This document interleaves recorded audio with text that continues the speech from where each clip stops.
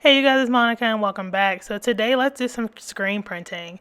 So actually just story time real quick. When I was in college, I had one of these machines. It's called a Udo. I don't believe they make it anymore, but it's like an all-in-one screen printing machine. It's awesome and amazing. It had like the built-in light box. It came with emulsion sheets and all these things. So I actually had taught myself how to screen print all the way back in college, and I haven't done it for years. And I just really enjoyed screen printed shirts. And so that's a young MJ. That's my sister Megan on the left, and that's me on the right.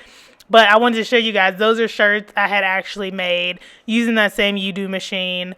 And so I would make shirts for like every football game. And so this was specifically from the homecoming game that year. Shout out to all my HBCUs. Y'all know how important the homecoming is. And so, yeah. And so I'm like, I want to get back into screen printing. I know it has to be much easier now that I have a silhouette machine and I don't have to worry about doing emulsion and burning images and stuff like that. And so I went over to the Amazon and I picked up this screen printing kit. It was only $21 or $22, super affordable. And it has everything you need, of course, with the exception of the ink to get you started. But I was really in it for the screens more than anything. And so just some popsicle sticks, squeegee, and this was actually a really good quality squeegee. It doesn't look like much, but it's actually really good. A big scraper tool,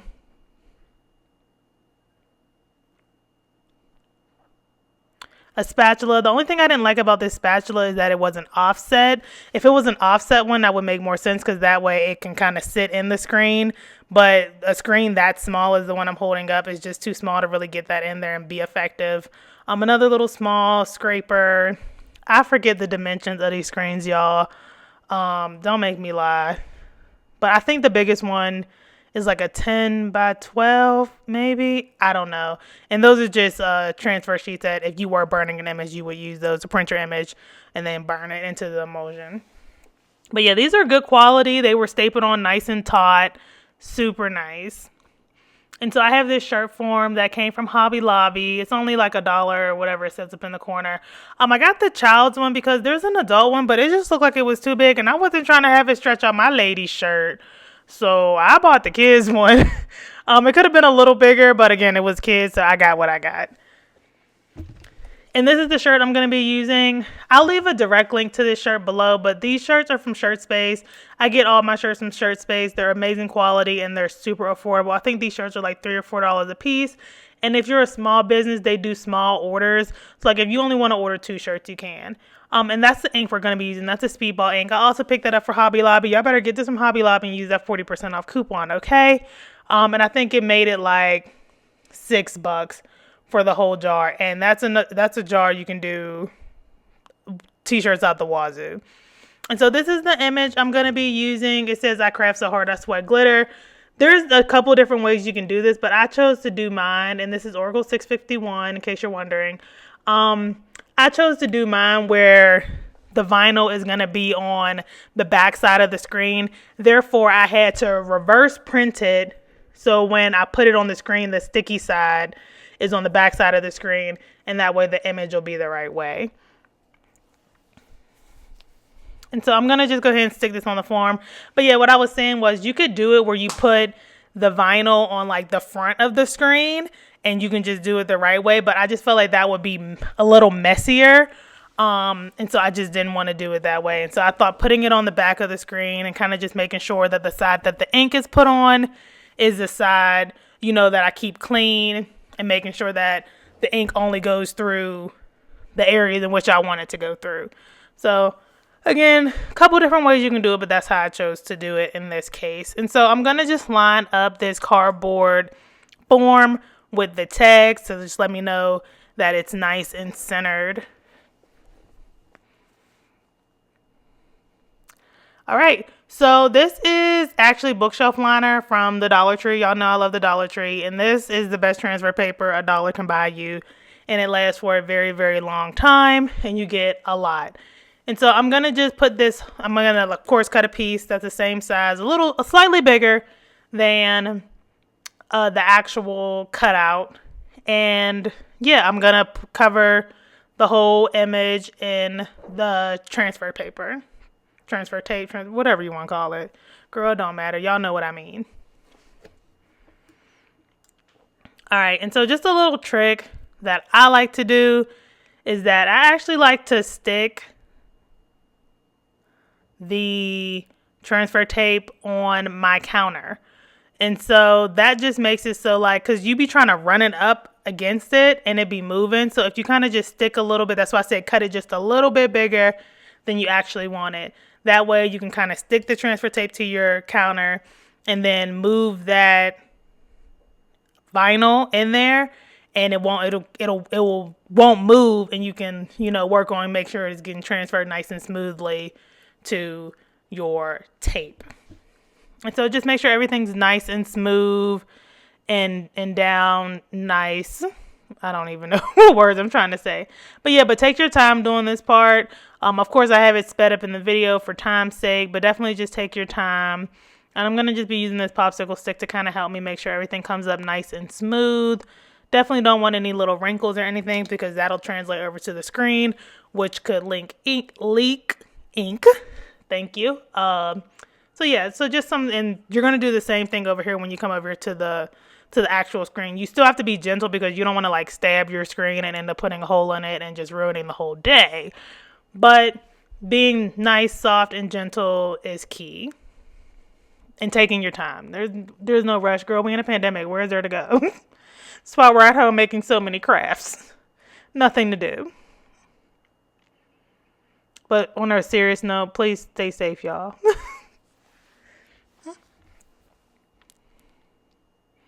So yeah, I'm just going to take my time and do this. And I was really excited. But yeah, I used to love screen printing in college. When I tell you, like I said, we would make shirts for every football game. Like, even like the shirts that y'all saw me in, like my sorority sisters were like, oh, where'd you get these shirts? And I'm like, girl, I made them. And they're like, you didn't make us no shirt? And I was like, no, just me and my sister because we're the custom queens. So that's that on that. So yeah, that's like another great thing. You can definitely make you something that doesn't exist in the world and be the only one with it. So why not?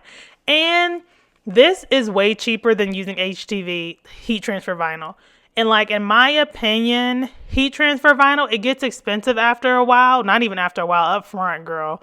And then I just feel like HTV, I don't know, I just get sick of it. Like, how it stretches, I'm a lady, and I got lady parts, but like how it like stretches across my chest and all that. Like sometimes I just want a screen printed shirt. I prefer screen printed shirts.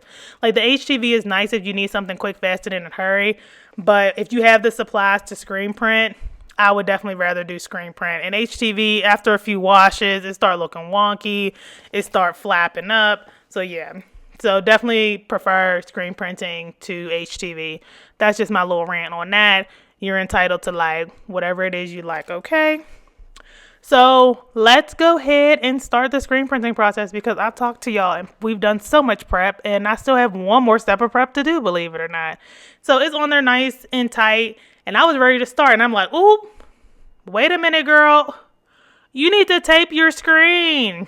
And so, crucial step, don't be like me. You see how I went and put my gloves on and everything because I just did my nails. I couldn't be getting no ink all on my nails. And so, make sure any part of the mesh screen that's exposed, make sure you go ahead and tape those areas off. And make sure, like, you don't have, like, anything, like, no parts of the mesh should be exposed. And that's just how I like to do it. Like, some people are careful enough where they trust themselves to not get it in the places they don't put tape. I am not one of those people, especially when it comes to the sides and the bottom. I wasn't too concerned about the top because I knew I was going to lay my line down of ink, not too far above the image, but just in case, I definitely wanted to make sure I covered the sides and the bottom really well. So like even like I had like a little corner exposed by that G, throw on some tape on it because my luck, a big blob will come through the screen and ruin the whole shirt. So yeah, just making sure I cover everything up nice. And this is tape that came with the kit. It was great quality, just FYI, in case y'all was interested. Okay, and so now let's finally screen print. This part goes super quick, fast, and in a hurry. So I'm just making sure my image is nice and lined up. Yeah, it's funny. Don't y'all love how it seems like prep takes forever, and then like the actual thing you're trying to do, like the actual action of screen printing, goes like super fast. And so I stirred it up because that's just instinct to me. I don't think you need to. There wasn't like any kind of like settled material or anything. So yeah, now I'm just gonna lay a line down, going across the top of the screen. And it looks like if it looks like I'm laying a lot, it's probably because I am, because I just want to make sure that when I do my passes, all my passes are even and opaque and have good coverage to them. And so this is definitely one of the things. It's okay in this case where more is more and more is better, because the screen printing ink is recyclable, and what you don't use and whatever's left on your squeegee and what you can pull off your screen, you can just put back in the jar. So I'm going to do 3 passes. So I'm going to hold it at, I guess that's about a 45-degree angle, and and I'm holding down the bottom of the screen just to make sure I got some good pressure on the shirt, to make sure it's making 100% contact with that shirt. And I'm going to, like I said, apply some good pressure to it and just do 3 even passes on the shirt.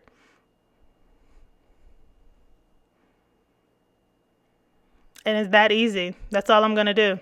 And so all that extra ink, I'm going to take all that and dump that. Use a little popsicle stick and just scrape it off and put it back in the jar. But yeah, y'all, it's like literally that easy. And so I'm going to just pull this up nice and slowly. Bada boom. And that's what we're working with. This one was a really easy image to print. It wasn't like complicated. It was a single color. You can see my screen is beautiful and clean, which is what I wanted. And so I'm going to go and wash that up. I'll show y'all how that looks when I wash it up in just a minute. But yeah, I want to show you the shirt first, of course, because like that's why we're here. So yeah, so that's the shirt. It came out really nicely. I'll do a little try on for y'all. I'm not the same size that I was back in 2011, honey, because I'm a grown woman now. Just y'all was looking at a young 19, 20-year-old Mon. That's not me no more. But yeah. And so real quick, I cleaned the screen. I just cleaned it off with dish soap, like Dawn dish soap, and a paper towel. Just scrub vigorously with the paper towel on the screen, and it comes up. Your screens are always going to have like a little bit of a shadow and cast from what you use. That's just my experience, and maybe I'm just not that damn good at cleaning screens. And I got some ink on. I just wanted to show you guys. But other than that, comes off pretty easily. Nice clean screen. So it is actually the next day. So I let the shirt sit overnight. It's probably been about 16 hours. I'm actually going to take parchment paper. So this step is important if you want your shirt to have some longevity. So once your ink dries, you're going to want to go back over it with an iron. And so a lot of people miss this step. And again, it's not required, but if you want your shirt to have like longevity and wash really well, you're going to want to do this. So let it sit overnight. The next day, grab you some parchment paper. And I'm using my iron on the cotton setting because my shirt is cotton. And I'm going to go over the image for 3 to 5 minutes. And then after that, your shirt is set, good to go. I ain't going to say it's going to last forever, but it's going to last a good amount of time.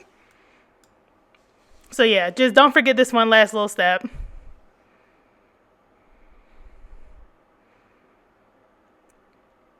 So once you're all done and you've done it for 3 to 5 minutes, I did mine closer to like 5 minutes because I'm very superstitious of myself. Even though like it was already dry to touch, so I knew like I couldn't hurt it, but you know, I'm just crazy in my mind.